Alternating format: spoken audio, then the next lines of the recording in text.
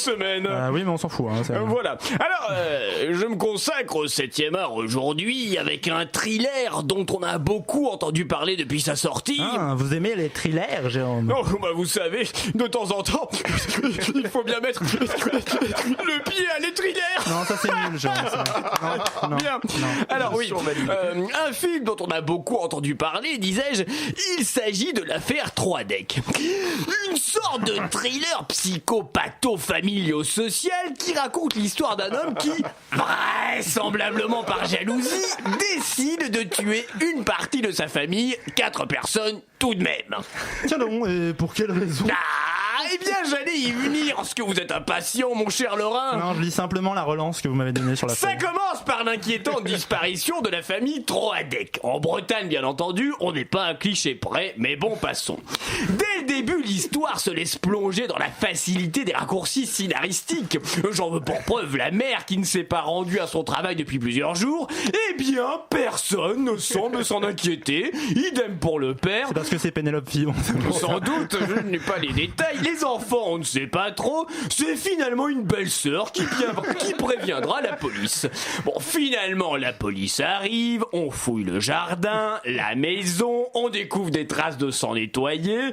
Donc, après une introduction un peu indolente, on arrive enfin à la disparition inquiétante. Alors là, on est un peu dans le climax du film, puisqu'on se dit, toute hypothèse est envisageable. On élabore les scénarios les plus fous, et on aurait aimé que le réalisateur fasse de même. Non. Mais si. D'abord, l'histoire essaie de nous égarer en faisant croire que le fils aurait fait le coup, puisque sa voiture a disparu. On nous délivre les journaux intimes de l'intéressé, ses publications Facebook et Twitter. On transforme les écrits pathétiques d'un post-adolescent pseudo-dépressivo-rebelle en possible motif de meurtre. L'absence de crédibilité est criante, voire même hurlante. Personne n'y croit. Le réalisateur essaie de nous perdre, au final, il s'y perd lui-même. Bien.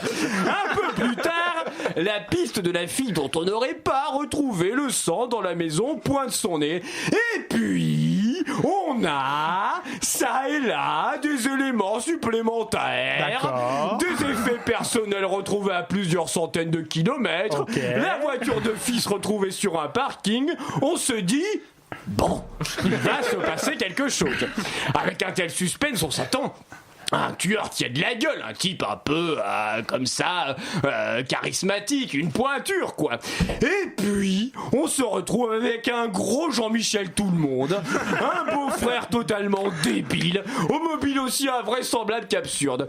Il serait question d'un vague héritage dont personne n'aurait entendu parler, mais dont il aimerait avoir sa part.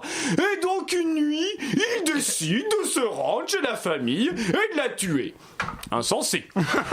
Déjà, passons sur le mobile du meurtre, mais le déroulé même de l'action est aussi plausible qu'un policier de TF1. Ah oui. On est dans les heures sombres des cordiers jugés flics. Non, mais franchement, le type arrive en pleine nuit, rentre par le garage, cet énorme niais fait du bruit. Il réveille donc la famille. Le père descend avec un pied de biche, c'est dire s'il a le sommeil tranquille. Puis, on ne sait pas comment, mais le beau-frère attrape le pied de biche, tue le père, puis la mère, puis la fille, puis le fils. On a l'impression que les enfants regardent paisiblement leurs parents se faire tuer en attendant leur tour. C'est incroyable. Mais oui, le mieux reste à venir. Ce qui a mis la puce à l'oreille des enquêteurs, c'est la présence d'ADN du beau-frère sur un verre d'eau dans l'évier de la famille.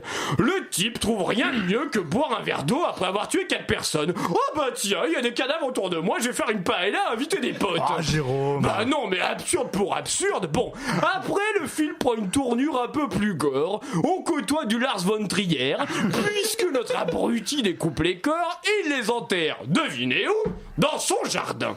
Non mais vous allez pas me dire.